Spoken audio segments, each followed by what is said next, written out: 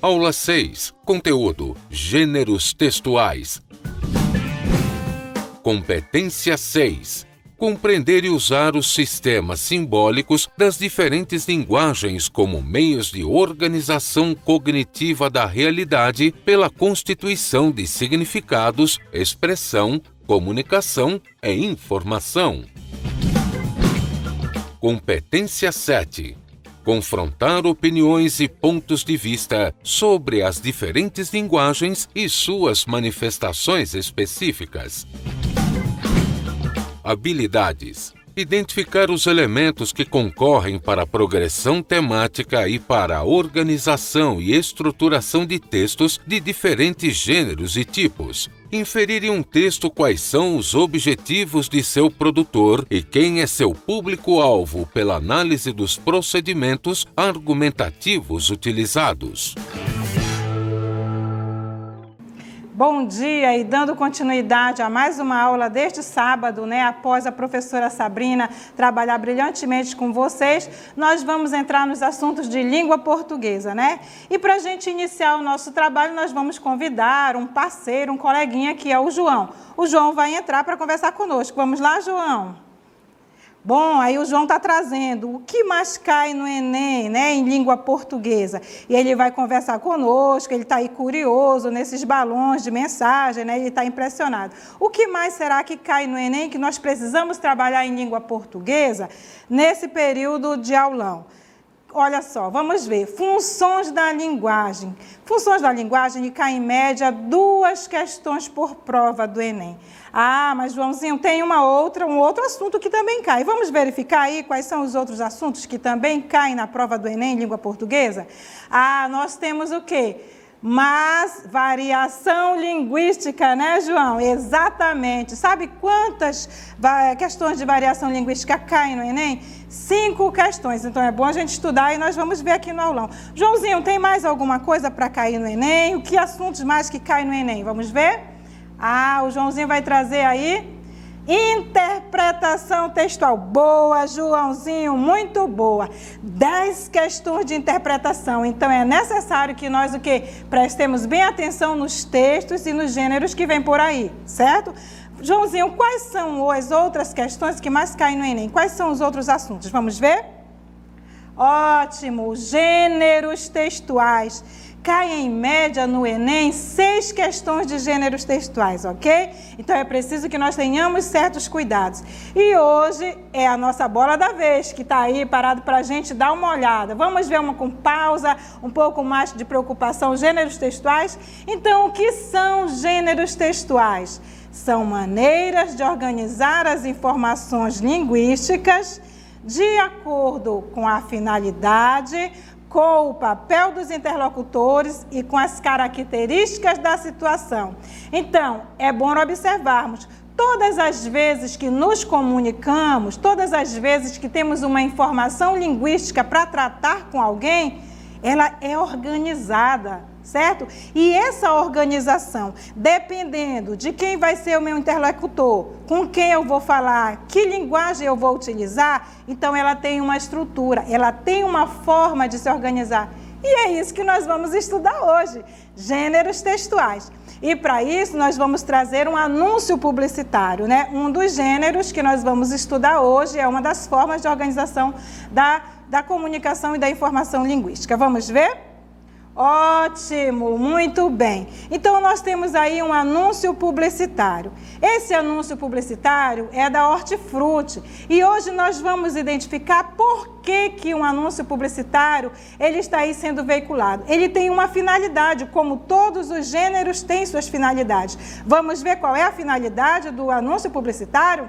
Ok, muito bem. Então, a finalidade de um anúncio publicitário é de persuadir, ou seja, o anunciante, que é o emissor, segundo Jacobson, tem o objetivo de convencer o telespectador, se for uma imagem televisiva, convencer o assinante, se for através de uma revista, convencer o leitor, se for só um texto, um cartaz. Sobre o quê? Sobre a boa qualidade de um determinado produto. convencendo a adquiri-lo. Então, o que devemos prestar atenção? Que a finalidade de um anúncio publicitário é persuadir a alguém a adquirir um produto, né? Então, nós vamos ver isso de forma melhor, que estratégias que se usam e quais são as características próprias desse gênero anúncio publicitário. Nós temos aí algumas estratégias, certo? Primeiro, 007, o espigão que me amava, um agente a serviço de Sua Majestade, o cliente. Quem é o cliente? Você que está lendo, não é? Então, aí nós temos o quê? Nós temos uma relação com algo que já é conhecido para nós, com o filme. Então, parte de uma informação conhecida, filme que tem um espião, o qual o agente é secreto. Então, nós temos aí o espigão que me amava, espigão, espião. 007 é um filme de espionagem que eu tenho um agente secreto. Olhem só, vocês já viram que tem uma gravatinha no espigão aí? Então, também, muitos personagens do 007 também utilizam essas gravatinhas. Um agente a serviço de Sua Majestade, o cliente. Olha como é que ele chama a atenção. Ele valoriza o cliente. O cliente deixa de ser uma pessoa qualquer para ser uma pessoa de alta relevância. É a majestade o cliente. É ele que tem que ser bem atendido, certo? Então, há uma intertextualidade nesse trabalho feito por esse anúncio, né, publicitário. E nós temos um slogan que vai valorizar o produto, nós temos uma marca do produto que nós vamos ver um pouquinho melhor. Então, nós vamos ver agora quem são os interlocutores, né, de um anúncio publicitário. Vamos ver? Certo, nós temos aí, então, quem são os interlocutores? Primeiro, um emissor. Quem é o emissor? O anunciante. Aí nós temos o próprio texto, uma mensagem. Eu quero persuadir que mensagem eu vou usar. E ele é direcionado para alguém. Quem é esse alguém? O receptor. E quem é o receptor de um anúncio publicitário? É o cliente, né? Como nós podemos ver aí. Então, nós que somos os clientes, que lemos os anúncios publicitários, a nós é direcionada. Por isso, nós somos os receptores, ok? Nós vamos ver agora como que depende dos nossos objetivos. Dependendo daquilo que nós queremos, dos objetivos que nós temos, é que nós vamos ver o texto. Então, eu gostaria só de retomar um pouquinho, se for possível, a cartela do anúncio, para a gente dar uma olhadinha, pode ser? Ok, vamos dar uma explorada na cartela do anúncio rapidinho para a gente identificar algumas coisas específicas do anúncio publicitário. Vocês estão vendo aí, né? A colega colocou aí para nós. Hortifruti, vocês viram que tem uma maçãzinha aí? Pois é. Essa maçãzinha, ela é um símbolo que alguém usa para identificar que esse produto pertence a hortifruti. Aí, além da maçãzinha, que é um símbolo, que ele vem identificar uma marca de um vendedor, nós temos também logotipo. Qual é o logotipo aí? É o grupo de letras que vem aí para dar a sua marca. Nós temos hortifruti. Então, muitas vezes o logotipo ele já está inserido na própria marca, no próprio símbolo, né? Como no caso do hortifruti, nós temos a maçãzinha, que é a marca, que é o símbolo, junto com o logotipo. Isso também está sempre muito presente em um anúncio publicitário, certo? Nós temos também, veremos na cartela posterior, que nós temos também um slogan, certo? Olha aí, tá vendo? Esse slogan, o que era um slogan? O slogan era um grito de guerra. Vocês não têm aí um grito de guerra aí da turma de vocês? Então, o slogan era os gritos de guerra, é uma palavra em inglês, que ela significa grito. E ela foi usada pelos clãs escoceses para trabalharem os gritos de guerra. E aí, o anúncio publicitário, a campanha publicitária vem pegando esse grito, que a gente chama, e transforma em uma marca do seu produto. Aí, olha só, como nós temos aqui a natureza é a estrela. Todas as vezes que ouvirmos aqui a natureza é a estrela, nós vamos saber que estaremos falando da hortifruti, né? Aí nós temos em outros programas, é você sem fronteira, isso aí tudo são os slogans de algumas marcas, ok? Muito bem, agora nós vamos verificar que dependendo, né, dos nossos objetivos, com a cartela posterior que vai apresentar para nós nós vamos verificar que dependendo dos nossos objetivos, da imagem que temos dos nossos interlocutores, nós fazemos nossas opções linguísticas, tanto de nível de formalidade da linguagem, como de vocabulário. Por exemplo, também dependendo da situação, nós escolhemos como vamos organizar a nossa sequência textual. Ou seja, nós definimos qual gênero será o mais adequado para a comunicação. Então, quando nós queremos nos comunicar com alguém, nós precisamos entender o que eu quero, qual é a finalidade daquilo. Aí a gente vai ver, alguém tem uma finalidade de divertir, a gente vai chamar o Joãozinho de novo com uma anedota, ok? Vamos lá? Quando é hora de comer, nós come. Quando é hora de beber, nós bebe. Quando é hora de dormir, nós dorme. Quando é hora de amar, nós ama. Quando é hora de trabalhar... Aí, nós fica no Facebook. Muito obrigado, João. Olha só, tá vendo essa participação do João aí conosco? Então, o João queria distrair o colega, ele usou o quê? Usou uma linguagem, ele usou uma formatação, ele tem uma forma de organizar o seu texto quando ele tem a intenção de divertir, certo? Então, isso são os gêneros textuais, dependendo da intencionalidade de quem está emitindo aquela informação e dependendo do papel dos interlocutores que fazem parte, das pessoas que vão receber a mensagem, ele vai utilizar uma linguagem, viram? Como a gente vai estudar um pouco de funções da linguagem, nós temos variação linguística, nós temos tudo junto. Não precisamos estudar uma coisa só. Sempre que há uma aula, nós exploramos todos os assuntos pertinentes que caem na prova do Enem. Mas nós vamos ver na próxima cartela que, cada vez que nós expressamos linguisticamente, nós estamos fazendo algo social. Estamos agindo, estamos trabalhando. Cada produção textual, oral ou escrita, realiza um gênero, porque é um trabalho social e discursivo. As práticas sociais ou discursivas, por sua vez, determinam o gênero adequado. Então, de acordo com essa necessidade que nós temos, é que nós vamos entender. Então, daqui a pouquinho, nós vamos ver um vídeo que vai trazer um cardápio para a gente entender que vai depender da situação social em que nós nos encontramos, Então, nós temos aí, cada vez que a gente vai fazer algo social de acordo com a situação social, nós vamos optar pelo nosso gênero. Que gênero que eu vou optar, certo? Então, nós vamos ver aí, o que nós temos? Nós podemos ver que os gêneros eles se realizam em forma de cardápio, em forma de canção, em forma de poemas, certo? Então, vamos lá. Nós estamos vendo alguém fazendo uma escolha, Se nós estamos no restaurante, se estamos numa lanchonete, o que acontece? Então, o que está acontecendo? Nós temos aí um cardápio. Por quê? Porque o uso social, quando eu chego numa lanchonete, eu não vou esperar que alguém me entregue um sermão.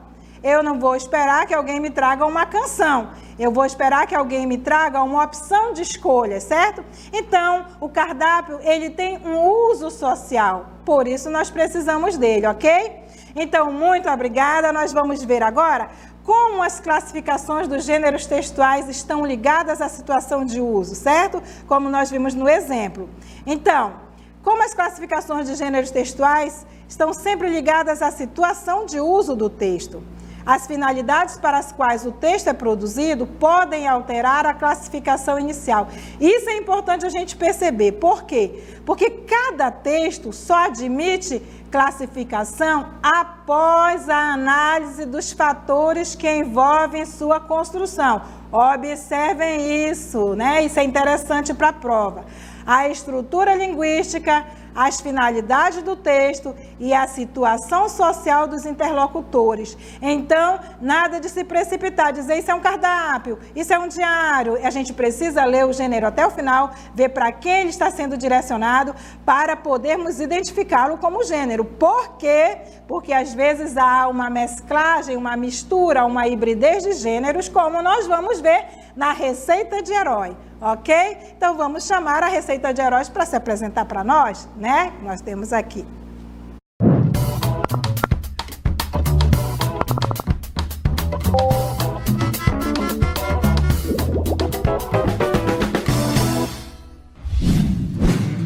Receita de herói. Tome-se um homem feito de nada, como nós em tamanho natural.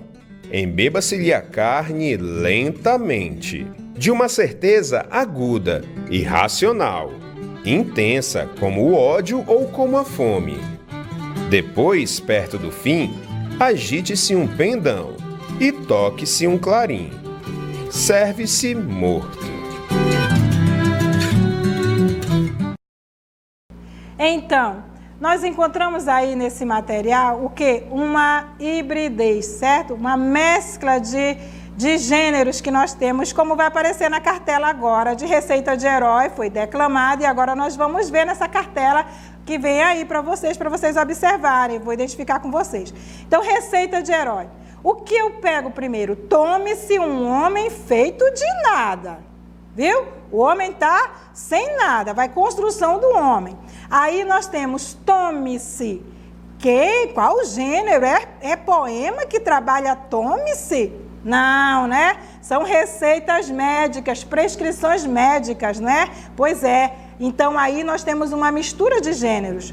Então, tome-se um homem feito de nada, como nós, em tamanho natural. Embeba-se-lhe a carne. Olha o que esse poeta fez. Misturou poema com receita médica e embeba-se-lhe. Embeba-se-lhe não é receita médica. Embeba-se-lhe vem de quê? De receita culinária. Olha o que é que ele fez conosco, né? Ele está pegando duas formas de organização bem diferentes. Uma receita médica com uma receita culinária e acrescentando isso no seu poema, certo? Então, embeba-se-lhe a carne lentamente, de uma certa aguda irracional, intensa, como o ódio ou como a fome. Depois, perto do fim, agite-se um pendão. Agitar. Qual é o gênero textual que trabalha a palavra agitar, hein?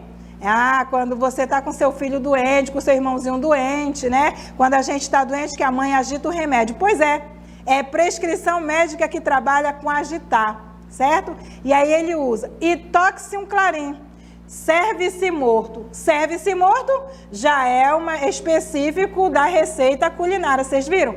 Por isso que nós precisamos olhar um texto até o final.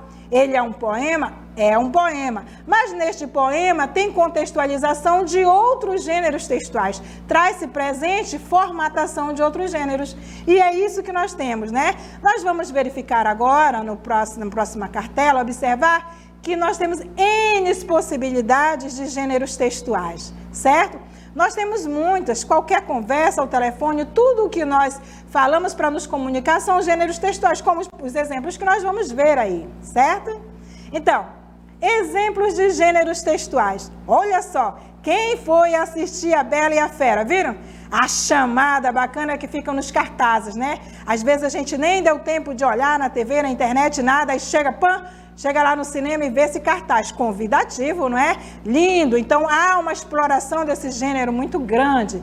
Aí nós temos aí o quê? Nós temos um poema, nós temos uma conversa ao telefone, olha só, ao telefone, desculpe-me. Nós temos aí uma conversa ao WhatsApp. Viram como é que vocês escrevem aí no WhatsApp, certo? Então isso tudo que vocês fazem no dia a dia, que nós fazemos no dia a dia, ele tem uma organização estrutural. E essa organização, essa forma sociocomunicativa que a gente tem de interagir com outros, são chamados de gêneros textuais. Certo? Então, nós vamos ver agora como é que eles podem aparecer e desaparecer. É o que nós vamos conversar um pouquinho. Então, os gêneros textuais, eles podem aparecer ou desaparecer de acordo com a época ou as necessidades dos povos. Por isso, podemos afirmar que gênero textual é uma questão de uso. Aí é interessante nós percebermos por quê? Porque determinados gêneros caem em desuso. Então, se ele é uma situação social, vai depender da sociedade ainda precisar deste gênero. Se a sociedade precisar deste gênero, ele ainda for importante, ele continua. Se ele não servir mais para as informações, para as comunicações, ele vai se tornar obsoleto. E se ele se torna obsoleto, outros gêneros vão substituí-lo. Não é que é interessante? É certo. Então, precisamos entender que gêneros textuais são organizações que nós fazemos nas nossas informações linguísticas. Elas têm uma intencionalidade, elas têm uma finalidade, os gêneros têm uma finalidade, eles têm um objetivo. Ou seja, distrair, divertir, né? Fazer com que a pessoa compre, né? Trazer a pessoa para o seu lado, eles têm sempre uma intenção. Segundo, vai depender de quem são os interlocutores, quem emite a mensagem, quem recebe a mensagem, quem fala, quem recebe, quem escreve, o autor e quem lê. Então, de tudo isso depende o gênero textual. Então, se esse gênero textual, que é uma situação de uso, ele não está sendo mais usado pela sociedade, ele vai ser substituído. É o exemplo que nós temos da carta, né? Antigamente, os pais de vocês, os avós de vocês, escreviam aquelas cartas de amor, né? Escreviam as cartas de amor para os seus amados. E aí, por causa dessa distância que havia, precisava realmente ser escrita, chegava com há muito tempo nesses lugares. Hoje em dia não, já foram substituídos pelos e-mails, né? Já foram substituídos por uma conversa pelo WhatsApp, que é mais rápido. Então, caem em desuso exatamente porque eles são de uso social, ok? Nós vamos ver agora os exemplos de gêneros que eles se realizam em determinadas estruturas, que são os tipos textuais. Vamos lá? Vamos dar uma olhada? Então, nós temos aí exemplos de gêneros textuais. Os gêneros textuais se enquadram em uma determinada tipologia. Na tipologia narrativa, nós temos lenda, memórias, conto de fadas, fábulas, romances e os outros contos, certo? Então, esse é do gênero narrativo, uma tipologia que tem uma forma usa sempre a forma de narrar. Nós veremos o próximo, né? O próximo nós temos outros tipos de tipos textuais. Nós temos o relato, né? O relato, ele é mais voltado para a descrição, certo? O relato de viagem, o diário, a autobiografia, nós temos exemplo do currículo, seja ele currículo vitae ou não, nós temos a notícia, a biografia, o relato histórico, isso tudo pega uma tipologia descritiva mais própria de você estar relatando algo. Nós teremos o próximo aí, nós veremos os próximos gêneros dentro de uma tipologia que são o quê? Argumentativo. Olhe bem para esse aí, que é o que é mais cobrado para vocês agora na dissertação do Enem, tá? Então, na tipologia argumentativa, que alguém vai persuadir o outro, nós temos artigo de opinião, nós temos carta do leitor, nós temos uma carta de solicitação, os editoriais, as resenhas críticas, a dissertação argumentativa, que é aquela que você vai produzir ao final, não é? Vocês vão estudar com a professora Carol essa tipologia. Ela é muito importante para quem vai trabalhar, para quem vai resolver as provas do Enem, ok? Nós temos uma outra tipologia aí, que é para vocês verem que gêneros se enquadram nela, certo? Nós temos da tipologia expositiva. Quais são os gêneros levados para a exposição? Os seminários, as conferências, as palestras, as entrevistas de especialistas, os relatórios científicos, isso tudo se enquadra na forma de exposição. São gêneros textuais dentro de uma tipologia que é mais voltada para a exposição, ok? Vamos lá para o próximo, nós vamos verificar quais são os outros exemplos de tipos textuais e gêneros textuais. Nós temos a injunção. Por que eu vou falar injunção em vez de instrucional? Porque nós tivemos um problema na prova diagnóstica do SAEB. Acho que muitos colegas não entenderam o que é injunção. Instrução, imperativo, injunção tem semelhanças na sinonimia deles, tá? Então, nós temos como instrucionais as receitas, as instruções de uso, as palestras, os regulamentos, os manuais e os textos prescritivos, como as receitas médicas que nós falamos, qualquer tipo de receita é injunção.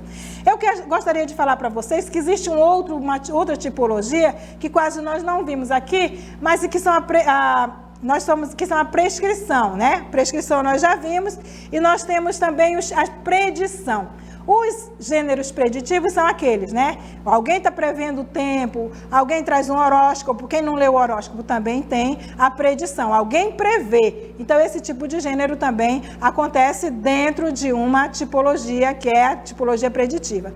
Agora, nós vamos verificar algumas questões que caíram no Enem, certo? Temos aí as questões para resolvermos, certo? Gostaria que vocês observassem bem. E aí nós vamos fazer a nossa interatividade logo após, se tiver alguma pergunta, né? Alguma colaboração, alguma contribuição sobre os gêneros textuais. Nós vamos para a primeira questão do Enem, que foi retirada da avaliação de 2016, certo? Então, é a questão 105 da aplicação. Acho que a primeira aplicação de 2016. 2016 nós tivemos 3 aplicações. Lições de motim. Dona Cotinha, é claro, só gosta de solidão quem nasceu para ser solitário. Só o solitário gosta de solidão.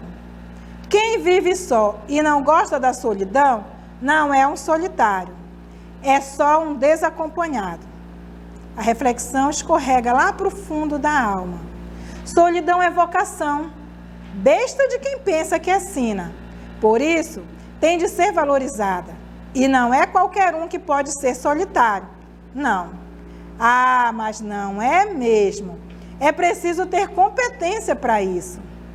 De súbito, pedagógica, volta-se para o homem. É como poesia, sabe, moço? Tem de ser recitada em voz alta, que é para a gente sentir o gosto. Faz uma pausa. Você gosta de poesia? O homem torna a se debater. A velha interrompe o discurso e volta a lhe dar as costas, como sempre. Impassível, o homem, mais uma vez cansado, desiste. Bem, como eu ia dizendo, para viver bem com a solidão, temos de ser proprietários dela e não inquilinos. Me entende? Quem é inquilino da solidão não passa de um abandonado. É isso aí. Aí nós temos um texto tirado de Zozete H, Lições de Motim, Goiânia, Kelps, 2010, adaptado, certo? Então, nós vamos agora para o comando da questão. Lembrando que Enem não tem enunciado. Enunciado quem tem é prova do SAEB, prova do SADEAN, porque no Enem nós temos uma questão que é incisiva. Nesse trecho, o que caracteriza Lições de Motim como texto teatral é A. O tom melancólico presente na cena. B. As perguntas retóricas da personagem. C. A interferência do narrador no desfecho da cena. D. O uso de rubricas para construir a ação dramática. Ou E. As analogias sobre a solidão feitas pela personagem. E aí nós teremos algum tempinho, né? Respondam e nós vamos voltar nessa interatividade. 2 minutinhos para vocês responderem e nós retornaremos depois.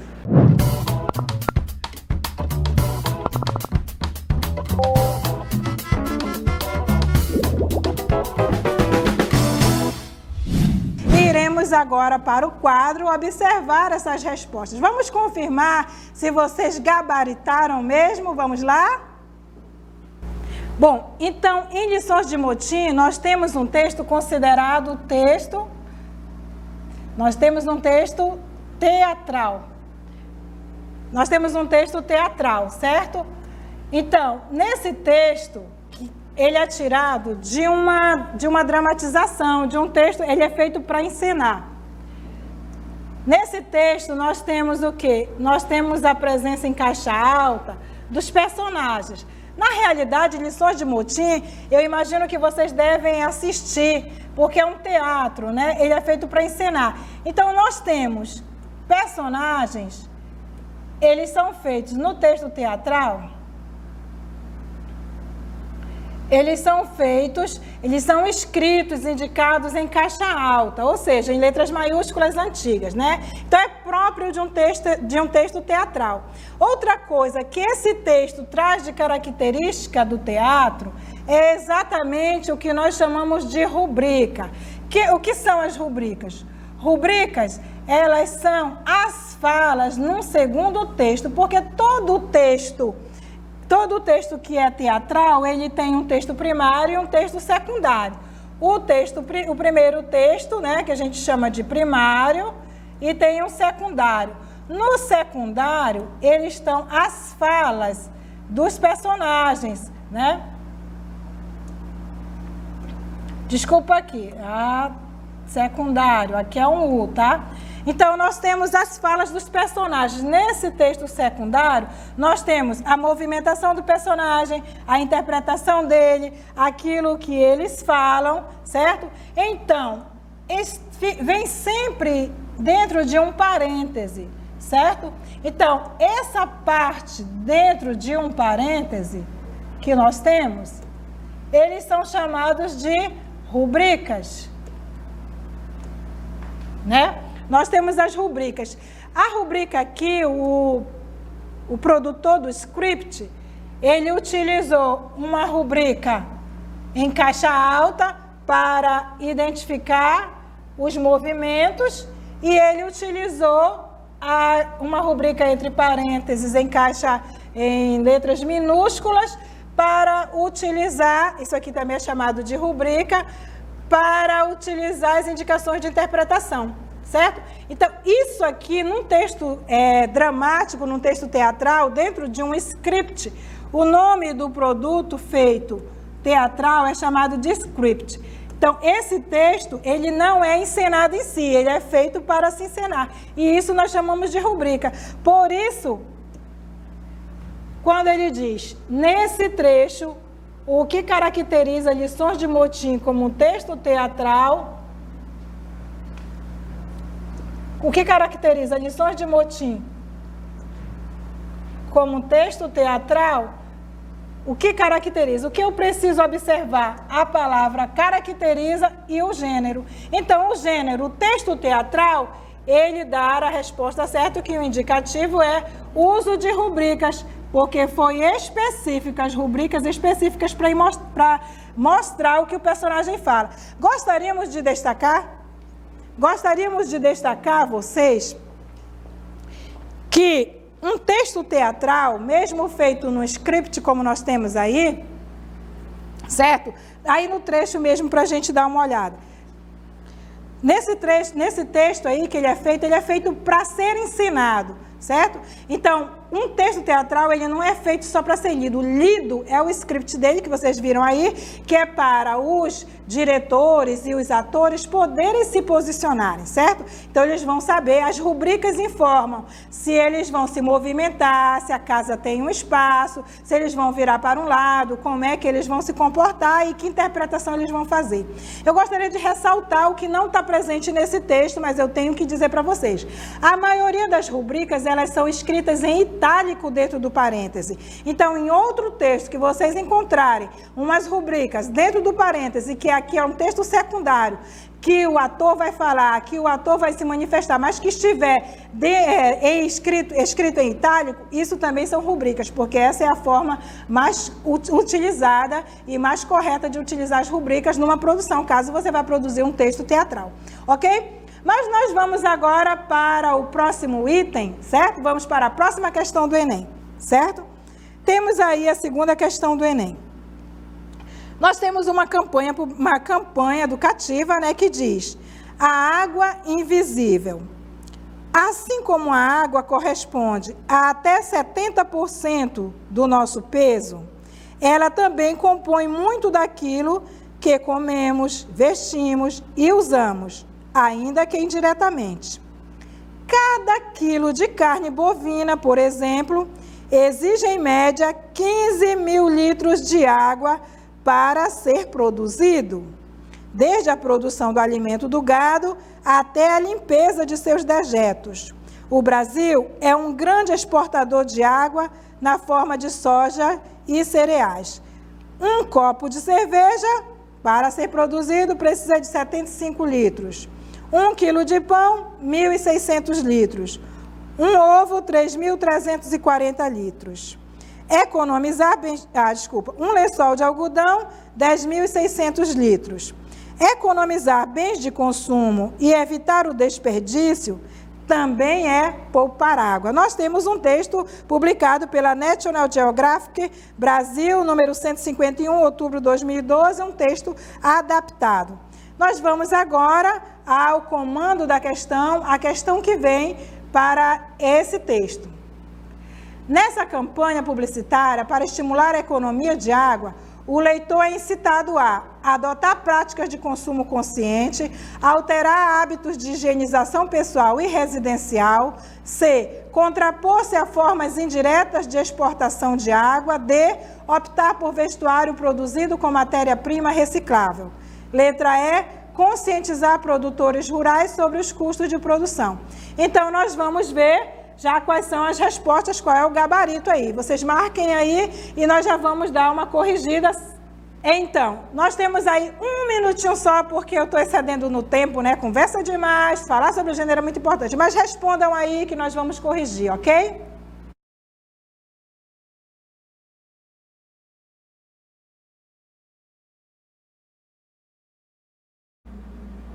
Então, já responderam? Obrigada pela participação de todos. Nós temos aí um texto que nós vamos aqui para o quadro corrigir. Queremos agradecer a participação de vocês, as respostas dadas. E nós vamos agora verificar se vocês acertaram. Será que gabaritaram mesmo? Vamos lá? Nós vamos agora para o quadro dar uma olhadinha se vocês acertaram realmente o gabarito da prova, ok?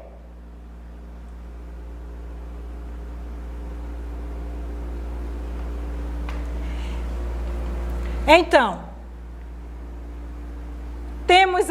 nós temos aqui uma campanha, né? Essa campanha publicitária, ela é educativa, ela tem uma intenção de mudar comportamentos. Isso é importante, certo? Nós colocamos. Então, nós temos água invisível. Todos nós já conhecemos quais são as formas que eles têm de desperdício da água. O que é importante para olharmos aqui para responder essa pergunta, depois de toda a leitura, toda a análise, é olhar, economizar bens de consumo. Todo mundo consome todo o tempo, todos nós. Então, economizar os bens de consumo, ser econômico, vai evitar o desperdício também e poupar água. Como isso acontece? É o que a gente vai encontrar. É o que a gente vai encontrar na cartela posterior. Certo? Ok, obrigado. Tá vendo aí? Olha, nós sempre temos uma ajuda. Então, nessa campanha publicitária, olha o comando. Para estimular a economia, olha o quê? Qual é a pergunta? Qual é o comando? A economia de água, o leitor é incitado a. O que o leitor precisa fazer? O que essa campanha faz com que o leitor precise mudar de atitude? Nós temos aqui, adotar práticas de consumo consciente, alterar hábitos de higienização. Nenhum deles vai dar certo a não ser este aqui. Por quê? Esse é o gabarito, porque a campanha toda vem mudar uma prática. É preciso consumir somente o necessário, visto que o desnecessário eu também consumo água. Viram? Então, mais uma informação para nós, mais uma interpretação textual. E agora nós queremos agradecer toda essa participação, né? Convidamos o nosso garoto Enem 2017, professor Aldemir, né? Queremos já, desde já, agradecer a toda a equipe. Quero agradecer ao João, ao Adriano, toda a equipe que está aqui conosco, né? Então, toda essa equipe maravilhosa que também preparou tudo isso conosco. Nada que é nosso, né, Aldemir? São tudo eles. Eles são ótimos. Então, a gente gostaria de agradecer toda a equipe do CEMEAN que está aqui conosco, que passou. Queremos agradecer todos os colegas, toda essa leitura na linguagem de Libras aqui. E eu vou passar para o nosso anfitrião, o conclusivo de tudo, né? O nosso amigo aqui, professor Aldemir. Ok, pessoal, muito obrigado pela participação. Chegamos a mais uma edição do Amazonas no Enem Sem Fronteira, diretamente do Centro de Mídias, com 2 aulões, um sobre evolução dos seres vivos, e um sobre gêneros textuais dentro da componente língua portuguesa. Também hoje tivemos a participação da Iona Kelly. Muito obrigado por estar aqui conosco, contribuindo nessa grande ação. Fique com Deus, um bom final de semana e sábado espero por você no mesmo horário, às 9 horas, com mais um aulão diretamente do Centro de Mídias. O nosso abraço e bom final de semana.